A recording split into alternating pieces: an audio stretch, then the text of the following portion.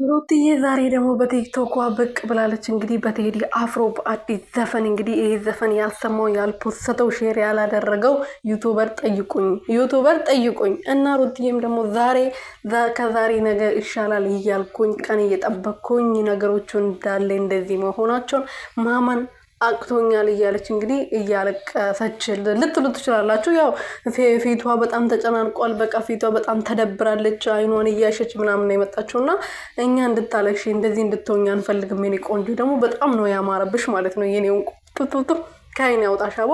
እና አብርሃም አንቺን የመሰለች ሴት ነው ያጣውና እሱ ነው እንዲህ ማልቀስ ያለበት፣ አንቺ ማልቀስ የለብሽም።